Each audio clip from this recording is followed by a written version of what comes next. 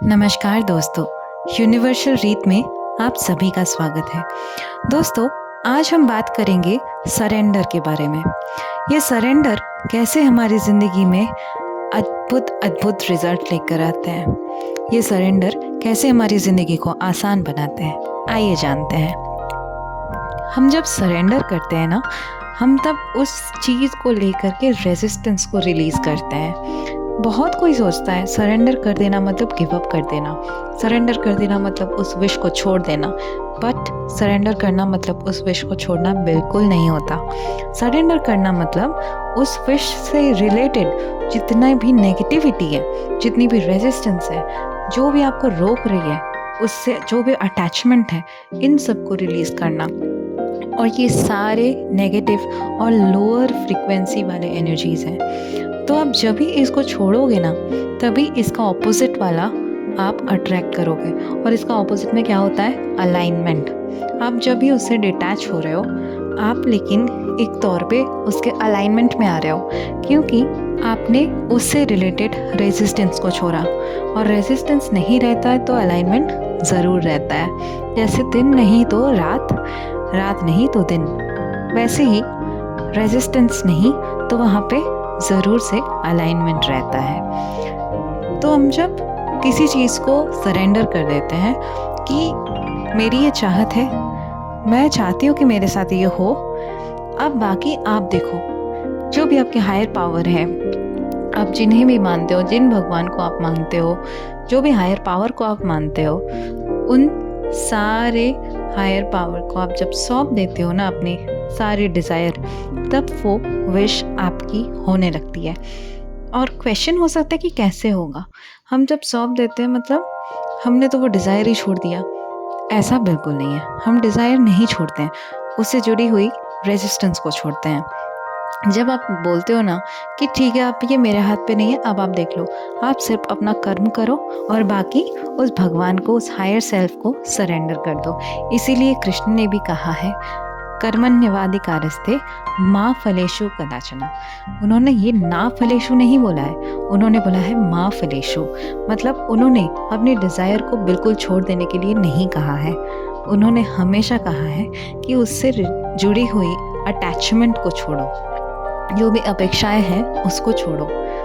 मतलब आप जब अपना कर्म करते हो और फल की चिंता ना रखते हुए सिर्फ अपना कर्म करते हो, तो आपका फुल फोकस कर्म में रहता है। इसका मतलब आपका कर्म भी अच्छा होता है। और आप जब कर्म करते करते फल की चिंता करते हो कि मैं ये करूँगी तो ये हो जाएगा ना, ये हो जाएगा ना, बट अगर नहीं हुआ तो ये है अटैचमेंट, जो हमें अपनी विश से बहुत दूर कर देती है।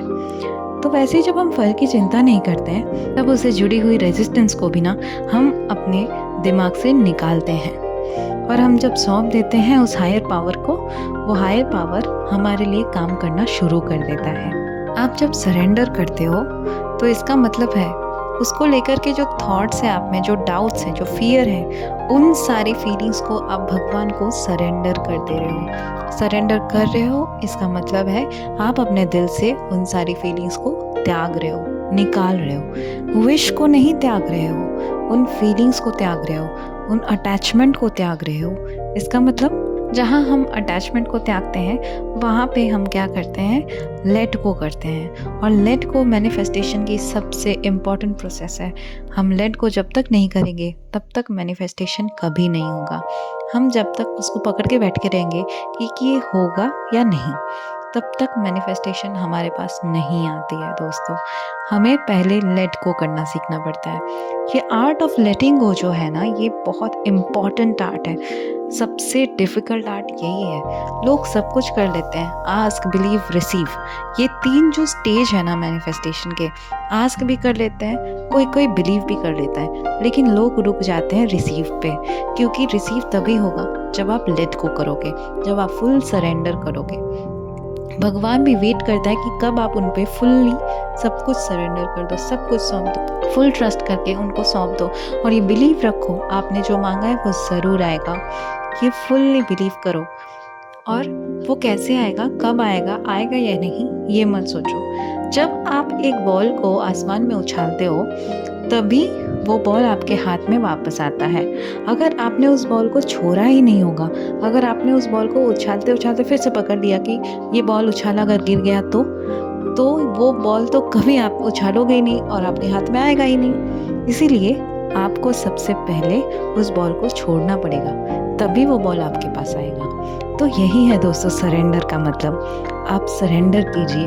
अगर आप एक चीज़ को लेके, अपनी एक डिज़ायर को लेके बहुत ज़्यादा फ्रस्ट्रेटेड हो रहे हैं, कोई भी टेक्निक, कोई भी प्रोसेस काम नहीं कर रही है आपके लिए, अगर सब कुछ आपको लग रहा है कि बिल्कुल भी काम नहीं कर रहा है, तब आप भगवान को सरेंडर कर दीजिए। सरेंडर करने का यही सबसे इम्पोर्टेंट वक्त होता है। जिस वक्त आपके लिए कुछ नहीं काम करता है, उस वक्त आप सब कुछ भगवान के हाथ में छोड़ दीजिए।